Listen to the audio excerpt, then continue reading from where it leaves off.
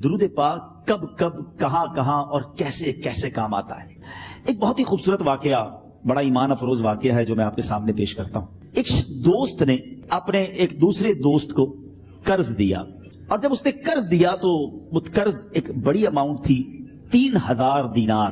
وہ ٹائم آ گیا جب اس ٹائم وہ قرض لینے کے لیے اپنے دوست کے پاس گیا کہ بھائی مجھے میرے پیسے واپس دو.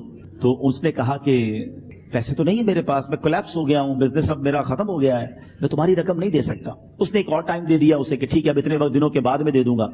وہ ٹائم بھی گزر گیا، اور جب وہ ٹائم بھی گزر گیا تو اس کے بعد اس دوست نے کہا کہ اب تو پیسے دے دو بھائی، میرا ٹائم پورا ہو گیا ہے. پھر نہ دے سکا ٹائم. آخر کار معاملہ جو ہے وہ کورٹ میں چلا گیا، قاضی کے پاس چلا گیا. اب قاضی نے جس کو پیسے دینے تھے اس کو بلایا اور کہا کہ بھائی آپ کو اس کے پیسے دینے ہیں؟ کہتے ہاں پیسے تو دینے ہیں. تو کہا پھر دیتے کیوں نہیں ہو؟ کہا پیسے ہے ہی نہیں، کاروبار ہی ختم ہو گیا ہے، قرضہ تو لیا تھا، اب میرے پاس بچا ہی کچھ نہیں ہے. تو کہا اچھا اب یہ بتاؤ کہ کب دو گے، کیسے دو گے؟ اس نے کہا بس میرے پاس پیسے ہی نہیں ہے. تو کہا اب تمہارے پاس 30 دن کا ٹائم ہے، 30 ڈیز میں یا تو اس کے پیسے لوٹا دو یا 30 دن کے بعد تمہیں قید کر دیا جائے گا. یہ شخص اب گھر آیا، پیسے تو تھے نہیں، مگر شاید علماء نے لکھا کتابوں میں، یہ واقعہ کئی بڑی بڑی کتابوں میں لکھا اور درود پاک کے فضائل کی بڑی بڑی کتابوں میں لکھا. اور اس شخص نے سوچا کہ اس نے ایک حدیث پاک پڑھی بھی تھی کہ جس میں نبی پاک علیہ الصلوۃ والسلام نے فرمایا ہے، جس کا مضمون ہے کہ جو شخص پریشان ہو، مصیبت زدہ ہو، اسے چاہیے کہ مجھ پر کثرت سے درود پاک پڑھے، کیونکہ درود پڑھنا مصیبتوں اور پریشانیوں کو لے جاتا ہے. اب اس عاشق رسول نے سوچا اور تو کچھ ہے نہیں، اب میں درود پاک پڑھنا شروع کرتا ہوں. صبح سے لے کر شام تک وہ درود پاک پڑھنے لگ گیا. 27 دن گزر گئے. only 3 days left. 3 دن باقی تھے قاضی کے پاس جانے میں. 27 دن گزر گئے درود پڑھتے پڑھتے.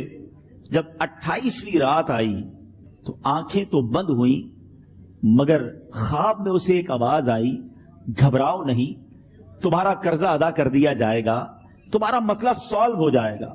صبح اٹھتا ہے، درود پاک پڑھ رہا ہے، مگر کہتا ہے یہ آواز سے تو مسئلہ حل نہیں ہوگا، پیغام کیا ہے اسے سمجھ نہ آیا.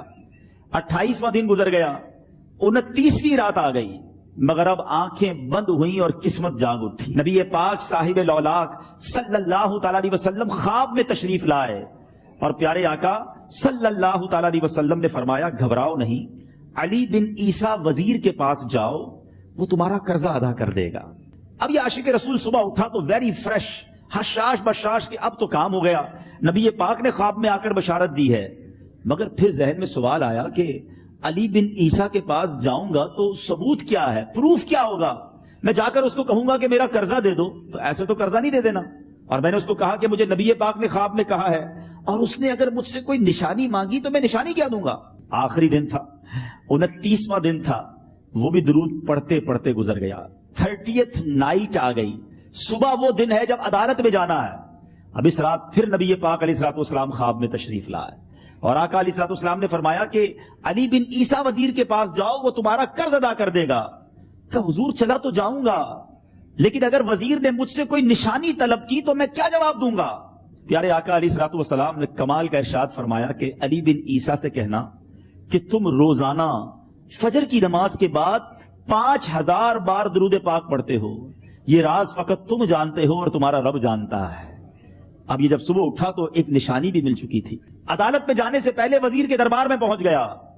اسے یہ ڈر تھا کہ آج پیسے نہ لوٹائے تو سزا ہو سکتی ہے. جب وزیر کے دربار میں پہنچا تو وزیر اپنے مشیروں کے ساتھ بیٹھا تھا. کہا مجھے آپ سے بات کرنی ہے. کہا بتاؤ کیا بات کرنی ہے؟ کہا میں ایک پیغام لایا ہوں آپ کے لیے. اچھا کس کا پیغام لائے ہو؟ کہا میں نبی پاک جناب محمد مصطفیٰ صلی اللہ تعالی علیہ وسلم کا پیغام لایا ہوں. وہ عاشق رسول وزیر تھا. کہتا بتاؤ میرے آقا نے کیا پیغام دیا ہے؟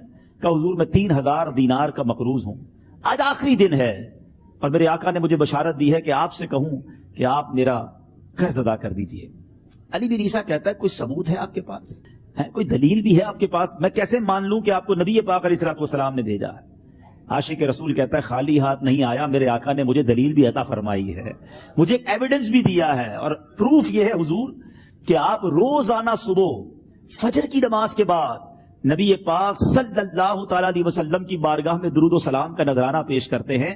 جب تک 5000 کا عدد پورا نہیں ہوتا آپ اس وقت تک کسی اور سے بات نہیں کرتے.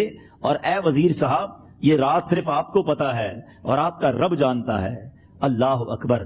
وہ وزیر تو جس کو کہے نا جھوم اٹھا، ایسا عاشق رسول وزیر تھا جو روزانہ صبح 5000 درود پڑھتا ہو. اس کی تو عید ہو گئی نا. وہ کہتا ہے مرحبا یا رسول اللہ، میرے آقا نے میرے درود قبول کر لیے، اس سے بڑھ کر میرے لیے سعادت کیا ہوگی. اب یہ وزیر اپنی سیٹ سے اٹھتا ہے، اپنے کمرے میں جاتا ہے، تھوڑی دیر بعد واپس آ کر اس عاشق رسول کے ہاتھ میں 3000 دینار رکھ کر کہتا ہے حضور پہلے 3000 دینار تو نبی پاک کا حکم کی میں ادب سے بجا لاتا ہوں، میرے آقا نے جو حکم فرمایا یہ 3000 دینار آپ کو پیش کرتا ہوں. حضور ایک اور 3000 دینار لیجئے. میرے گھر آپ آئے، اتنی اچھی خبر سنائی، آپ نے قدم رنجا فرمایا، یہ 3000 اس کا نذرانہ ہے، اور ایسا کیجئے 3000 اور لیجئے، اس سے اپنے بچوں کے لیے کچھ چھوٹا موٹا کام شروع کیجئے اور ایک وعدہ کر کے جائیے، آج کے بعد زندگی میں آپ کو جب بھی کوئی کام پڑے میں آپ کا بھائی ہوں، مجھے یہ خدمت کا موقع دیجئے گا. اللہ اکبر. وہ مقروض جو ایک رات پہلے 3000 دینار کا مقروض تھا، ہو سکتا ہے اس کے بیک آف مائنڈ یہ بھی چل رہا ہو کہ اب شاید کل میں نے جیل میں جا کر، عدالت میں جا کر گرفتاری دے کر جیل میں جانا ہے، مگر اب 9000 دینار ہاتھ میں ہیں. عاشق رسول جھومتا ہوا نبی پاک کی یاد میں گھومتا ہوا اب عدالت میں پہنچا. عدالت میں everybody expecting over there کہ آج اس نے آنا ہے اور آ کر کہنا یہی ہے کہ پیسے تو نہیں ہیں، گرفتار کر لو. مگر جا کر اس عاشق رسول نے 3000 دینار جج صاحب کے ہاتھ میں رکھ دیے. قاضی کہتا ہے پہلے تو یہ بتاؤ پیسے آئے کدھر سے؟ تم تو کہتے تھے غریب ہوں، تم تو کہتے تھے کاروبار نہیں ہے، ایک مہینے میں اتنی بڑی رقم کا انتظام کیسے ہو گیا؟ سبحان اللہ. اس عاشق رسول نے گویا زبان حال سے یہ کہا ہوگا کہ یہ تو کرم ہے ان کا، ورنہ مجھ میں تو ایسی بات نہیں، اتنا دیا سرکار نے مجھ کو، اتنی میری اوقات نہیں. اس نے وہ پورا واقعہ بھری عدالت میں سنا دیا. اللہ اکبر. میرے پیارے اسلامی بھائیوں ذرا سوچو پہلے زمانے میں کیسے عاشقان رسول ہوا کرتے تھے. وہ جج، وہ قاضی بھی کیسا سرکار علیہ الصلوۃ والسلام کا عاشق تھا. اپنی سیٹ سے اٹھتا ہے، بھرے دربار میں، بھری عدالت میں، وہ اپنے چیمبر میں، اپنے کمرے میں جاتا ہے اور تھوڑی دیر بعد واپس آ کر اس کے ہاتھ میں بھی 3000 دینار ہیں، اور وہ 3000 دینار جو ہیں وہ اس عاشق رسول کے ہاتھ میں رکھتا ہے کہ سارا ثواب علی بن عیسیٰ کیسے لے جائے، میں بھی تو نبی پاک کا غلام ہوں، میں تمہارا قرضہ میں ادا کرتا ہوں. اچھا اب ایک اور عجیب سینیریو یہ بن گیا کہ جس نے کیس کیا تھا، جس نے دعویٰ کیا تھا، وہ بھی یہ سارا منظر دیکھ رہا تھا. کہتا ہے جج صاحب ذرا رکیے، میں بھی اپنے آقا کا امتی ہوں، اور ایک کام کیجئے قلم کاغذ منگوائیے، اس عاشق رسول کا قرضہ ہی میں معاف کر دیتا ہوں. اچھا اب عاشق رسول نے وہ واپس 3000 دینار جو جج صاحب نے دیے تھے وہ واپس جج صاحب کو دیے کہ حضور یہ پیسے آپ ہی رکھ لیں، قرضہ ہی معاف ہو گیا، اب آپ کے پیسے کا میں نے کیا کرنا ہے؟ جج صاحب کہتے ہیں جو پیسے نبی پاک کے نام پر نکالے ہیں اب مجھے واپس نہیں چاہیے، یہ بھی تم اپنے ساتھ لے جاؤ. اللہ اکبر. میرے میٹھے اسلامی بھائیوں، وہ عاشق رسول ایک رات پہلے 3000 دینار کا مقروض ہے، اب 12000 دینار لے کر گھر کو واپس جا رہا ہے.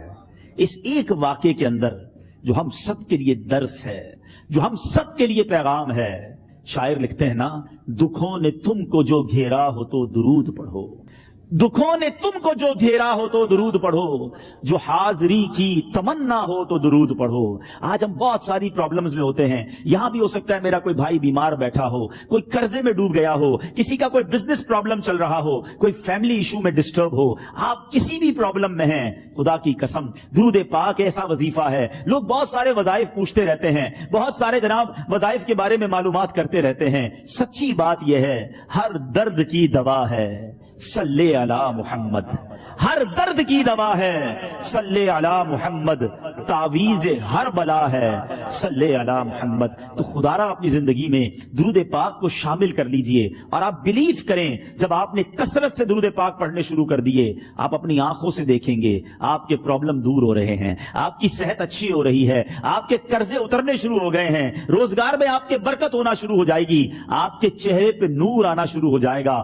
درود پاک ویسے ہر دن پڑھیں سبحان اللہ، برکتیں ہی برکتیں ہیں، مگر جمعے کے دن اللہ اکبر. آپ جب درود کے فضائل احادیث کی کتابوں میں دیکھتے ہیں نا تو باقاعدہ الگ چیپٹر باندھا محدثین نے، یعنی عام درود پاک کے فضائل لکھے، پھر ایک آپ کو درود پاک کی فضیلت کی کتاب میں الگ چیپٹر ملے گا کہ جمعے کے دن درود پڑھنے کے فضائل. یعنی اتنی حدیثیں ہیں اسپیشلی فرائیڈے کے لیے، جمعے کے دن کے لیے. بڑی مشہور حدیث میرے آقا علیہ الصلوۃ والسلام فرماتے ہیں جس کا مضمون ہے کہ جو کوئی شخص جمعہ کے دن 200 بار درود پاک پڑھے اس کے 200 برس کے گناہ معاف کر دیے جاتے ہیں. اب یہ کتنی پیاری حدیث ہے. ایک اسی طرح کی حدیث یہ بیسیکلی کثرت سے بتانے کے لیے، انکریج کرنے کے لیے کہ درود اس دن زیادہ پڑھے جائیں. گناہوں کی معافی کا ایک ایسا سبحان اللہ سلسلہ ہے. ایک اور حدیث پاک ہے جس کا مضمون ہے جو جمعہ کے دن 80 بار درود پاک پڑھے اس کے 80 برس کے گناہ معاف کر دیے جائیں گے. تو یہ دن تو سبحان اللہ گناہ گاروں کی بن آتی ہے. گناہ گاروں کو موقع دیا جاتا ہے کہ پورے ہفتے میں اگر کوئی کمزوری رہ بھی گئی ہے تو اب جمعہ آ گیا ہے، اب درود پڑھ لو، اب تلاوت کر لو، اب دعائیں کر لو، اب اللہ سے رجوع لے آؤ. یہ جمعے کا دن سبحان اللہ مفتی احمد یار خان نعیمی رحمت اللہ تعالی فرماتے ہیں جمعہ کے دن کوئی نیکی کی جائے اللہ کی بارگاہ میں جمعے کا شرف اور مقام اتنا اعلیٰ ہے کہ جمعہ کی ایک نیکی 70 گنا اس کا ثواب عطا کیا جاتا ہے، ملٹی پلائی بائی 70.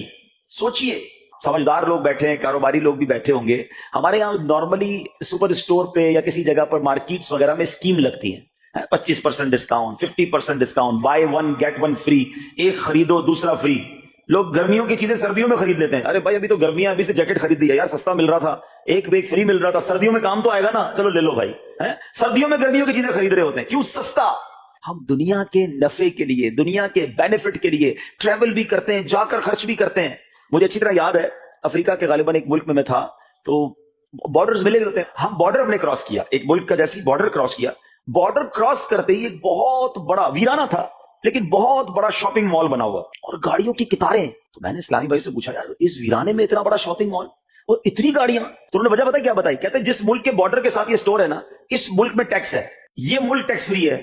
اچھا اس ملک نے اپنے بزنس کو چلانے کے لیے اپنے ملک کے اندر مال بنے ہوں گے، ایک اسپیشل مال یہاں بنا دیا تاکہ اس ملک والے سفر کر کے آئیں اور پورے مہینے کا سامان اس اسٹور سے لے کے واپس چلے جائیں، صرف ٹیکس بچانے کے لیے ایک ایک مہینے کا سامان. اچھا گاڑیوں کی لائنیں. اب بتاؤ یار ہم دنیا کمانے کے لیے، سفر کرنے کے لیے تیار ہیں، نفع کمانے کے لیے وقت دینے کے لیے تیار ہیں. ہر جمعے اسکیم اناؤنس ہے، ایک نیکی کرو 70 گنا ثواب کماؤ گے. بتاؤ کیا ذہن ہونا چاہیے کہ یار بس جمعے کا دن تو قرآن پڑھوں گا، درود پڑھوں گا، صدقہ کروں گا. سبحان اللہ ڈھونڈ ڈھونڈ کے ہمارے صحابہ علیہ رضوان ڈھونڈ ڈھونڈ کے نیک اعمال کرتے تھے کہ یہ بھی عمل کر لوں، یہ بھی کر لوں، اور جمعے کے دن اسپیشلی. تو اللہ کرے ذہن میں یہ بات بیٹھ جائے کہ میں نے جمعے کو زیادہ نیکیاں کرنی ہیں. اچھا اب اس پہ میں ایک اور مشورہ دیتا ہوں. مثال کے طور پہ آپ نے ذہن بنایا ہے کہ یار پیر والے دن جو ہے نا میں نے کسی مریض کی عیادت، رشتہ دار ہے وہاں جانا ہے، یا میں نے جناب سیٹرڈے یا سنڈے کوئی صدقہ خیرات کرنا ہے، کسی کی ہیلپ کرنی ہے. آپ نے کوئی نیکی پلان کی ہوئی ہے ہفتہ اتوار پیر منگل میں، تو کوشش کر کے اس کو جلدی کریں اور فرائیڈے میں کر لیں. ایک پوائنٹ آپ نے دیکھا، میں نے یہ نہیں کہا کہ اس کو اگلے جمعے کریں، ہاں ڈیلے نہ کریں، تھوڑا جلدی کر کے اس جمعے کو کریں تاکہ 70 گنا جو ہے اس میں ثواب کما لوں، برکتیں حاصل کر لوں. تو اللہ کرے کہ میں اور آپ نیکیوں کے حریص بن جائیں. نیکیوں کی جو لالچ ہے نا، لالچ میں یہ بھی کر لوں، میں یہ بھی کر لوں، میں سجدہ بھی کروں، میں تلاوت بھی کروں، میں صدقہ بھی دوں، یہ تو نصیب والوں کو ملتا ہے. اور صحابہ کرام میں نظر آتا تھا پیچھے نہیں ہٹتے تھے صحابہ. ہمیں اعلان کیا جا رہا ہے کہ یہ موقع ہے، یہ نیکی ہے، اور پھر بھی کوئی نظر نہیں آتا.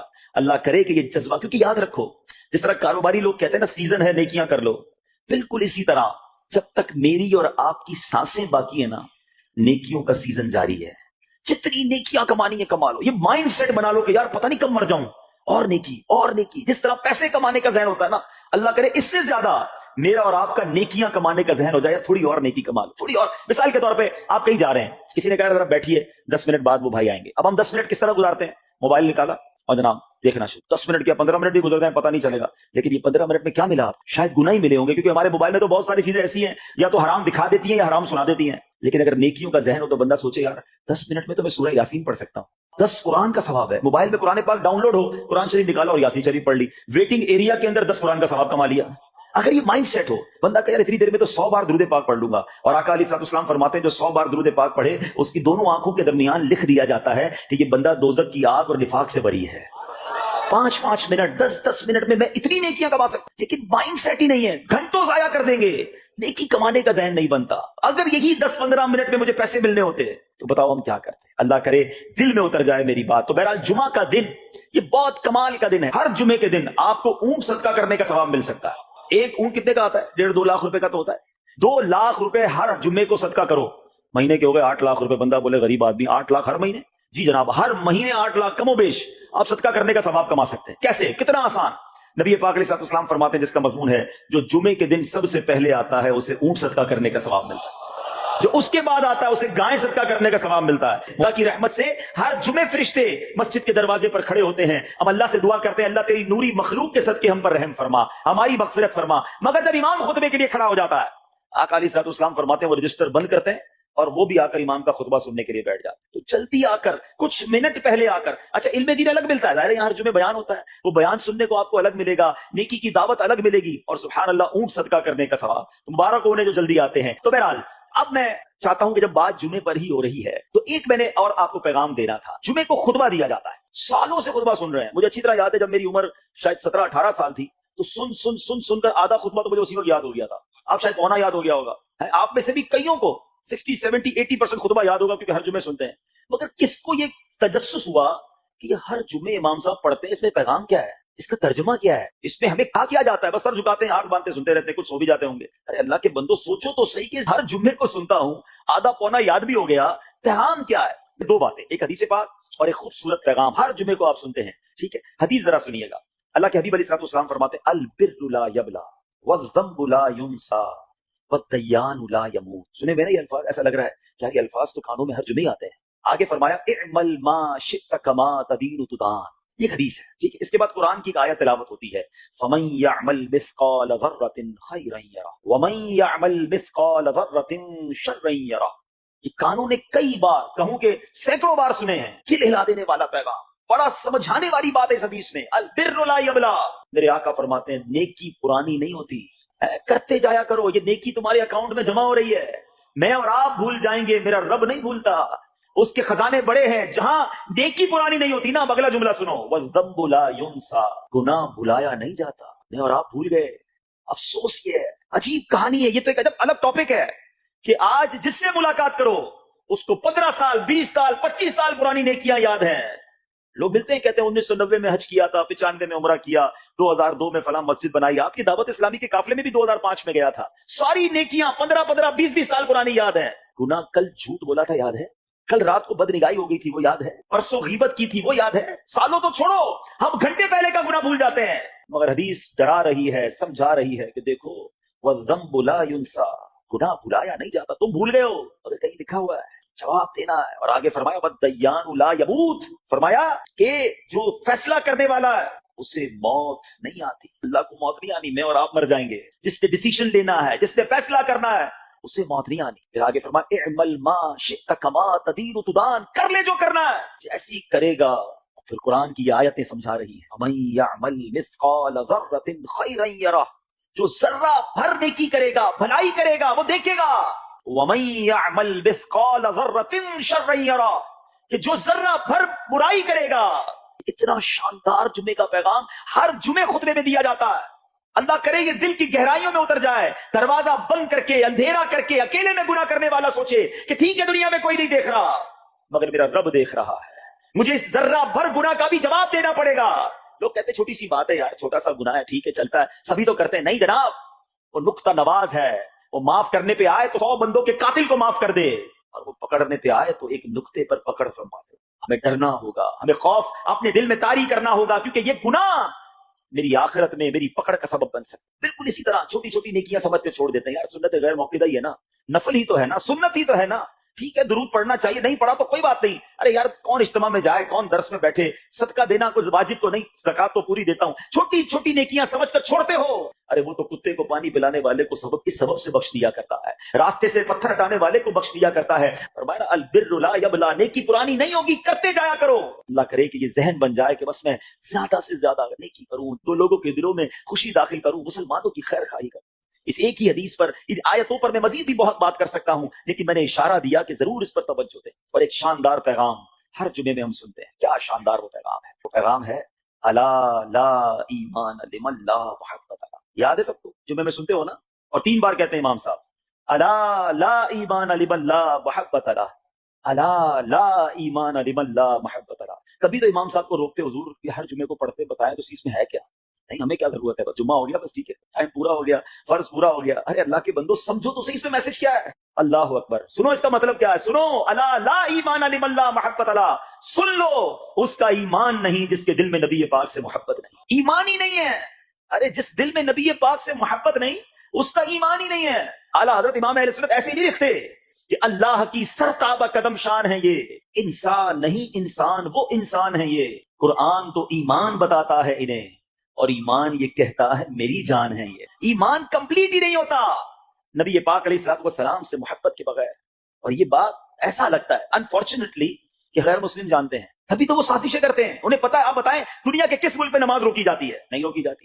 مسجدوں کی تعمیر ہو رہی ہوتی ہے، تلاوت قرآن ہو رہی ہوتی ہے، کوئی نہیں روکتا، قرآن چھپ رہے ہیں، لیکن بار بار اگر حملہ ہوتا ہے، بار بار اگر اٹیک ہوتا ہے، تو اس لیے ہوتا ہے کہ ان مسلمانوں کے دلوں سے ان کے نبی کی محبت کو نکال، ان مسلمانوں کے دلوں میں اگر یہ محبت رسول رہ گئی تو یہ پھر بھی دوبارہ آ کر یکجا ہو جائیں گے، ایک ہو جائیں گے، نیک ہو جائیں گے۔ کسی طرح دل سے محبت رسول صلی اللہ تعالی علیہ وسلم نکالی جائے، اور اسی وجہ سے یہ ساری سازشیں کی جاتی ہیں، معاذ اللہ نبی پاک علیہ الصلوۃ والسلام کی گستاخیاں کی جاتی ہیں تاکہ چیک کیا جائے ان پر اثر بھی پڑتا ہے کہ نہیں، کوئی اوپر نیچے ہوتا بھی ہے کہ نہیں، کہ اپنی دنیا میں مگن ہے، اس کو احساس ہی نہیں ہے۔ میرے میٹھے اسلامی بھائیوں، دنیا کا دستور ہے جب کسی چیز کی ڈیفیشینسی ہو جائے نا تو اس کی ایفیشینسی بڑھائی جاتی ہے۔ مثال کے طور پہ کسی کے جناب جسم میں وٹامن ڈی کم ہو، ہم کیا کرتے ہیں؟ وٹامن ڈی کی ٹیبلٹس لے کر اس کو پھر بڑھاتے ہیں۔ کیلشیم کی کمی ہو، ڈاکٹر کہتا ہے بھائی تھوڑی کیلشیم کی دوائی پیو، تمہارے اندر کیلشیم کی کمی ہو رہی ہے۔ جب کسی چیز کی کمی کی جائے اس کو بڑھانے کی کوشش کی جاتی ہے۔ اگر یہ دنیا کے چند لوگوں کا یہ پلان ہے کہ مسلمانوں کے دلوں سے عشق رسول نکالو، تو اب میرا اور آپ کا کام یہ ہے کہ انشاءاللہ عشق رسول کو اب اضافہ کریں گے، اب نبی پاک کی محبت میں اور اضافہ کریں گے، سرور کائنات علیہ الصلوۃ والسلام کی محبت میں زندگی گزاریں گے، خود بھی سچے عاشق رسول بنے، اپنی نسلوں کو عاشق رسول بنائیں۔ اللہ سلامت رکھے میرے پیرو مرشد کو۔ 30 سال پہلے، یہ آج کل کا شعر نہیں ہے، اب بچپن سے یہ نعت سن رہے ہیں، کم و بیش 25-30 سال پہلے میرے مرشد نے کیا پیاری التجا پیش کی، اپنی نسلوں کے لیے کیا ہمیں پیغام دیا۔ کہتے میری آنے والی نسلیں تیرے عشق ہی میں مچلیں، میری آنے والی نسلیں تیرے عشق ہی میں مچلیں، انہیں نیک تم بنانا مدنی مدینے والے۔ یہ ہے پیغام دعوت اسلامی کا کہ ہم بھی عاشق رسول بنے، کسی صورت ہمارے دل سے عشق رسول کم نہ ہو، اور جناب ہماری نسلوں میں ہم عشق رسول اتاریں۔ تو مجھے اور آپ کو اس ڈیفیشینسی کو ایفیشینسی میں، اس میں اضافے کا اہتمام کرنا ہوگا۔ اب آئیے دیکھتے طریقے کیا ہیں، کیسے عشق رسول بڑھے گا، کیسے دلوں میں محبت رسول بڑھے گی۔ کیونکہ جمعے کا یہ اعلان ہر جمعے سنتے ہو، الا لا ایمان لمن لا محبت لا، وہ ایمان ہی کامل نہیں ہے، وہ ایمان ہی کمپلیٹ نہیں ہے جس دل میں عشق رسول نہیں ہے۔ تو عشق رسول بڑھے گا کیسے جناب؟ تو دنیا کا بڑا سمپل فارمولا ہے کہ عشق بغیر اطاعت کے کمپلیٹ ہی نہیں ہوتا۔ دنیا میں بھی آپ جس سے محبت کریں، ہو ہی نہیں سکتا کہ آپ جس سے محبت کریں اس کی بات نہ مانیں، کہ میں آپ سے محبت بڑی کرتا ہوں مانوں گا ایک بھی نہیں آپ کی، نہیں جناب۔ جس سے محبت ہوتی ہے بندہ کہتا ہے آپ کے لیے جان حاضر، آپ حکم تو کریں، آپ کا فرمان سر آنکھوں پر، یہ دنیا کا دستور ہے۔ تو اگر آپ واقعی نبی پاک سے محبت کرتے ہیں یا سچے عاشق رسول بننا چاہتے ہیں تو پھر فرمان رسول پر عمل کرنا ہوگا، نبی پاک کے طریقے پر عمل کرنا ہوگا، اطاعت رسول کرنی ہوگی، تبھی آپ سچے عاشق رسول کہلائیں گے۔ یہ ہو نہیں سکتا کہ ایک طرف تو میں نعرہ لگاؤں کہ غلامی رسول میں موت بھی قبول ہے، دوسری طرف نبی پاک کا طریقہ قبول نہ ہو، نہ سچ قبول ہو، نہ مسلمانوں کی خیر خواہی قبول ہو، معاذ اللہ، نہ سنتیں قبول ہو، نہ نماز قبول ہو۔ جمعے کی نماز میں مسجدیں فل ہیں، کیا عصر کی نماز میں بھی ہوں گی؟ عصر فرض نہیں ہے؟ کیا مغرب فرض نہیں ہے؟ کیا عشاء فرض نہیں ہے؟ میرے آقا فرماتے ہیں جعلت قرۃ عینی فی الصلاۃ، کہ نماز میں میری آنکھوں کی ٹھنڈک ہے۔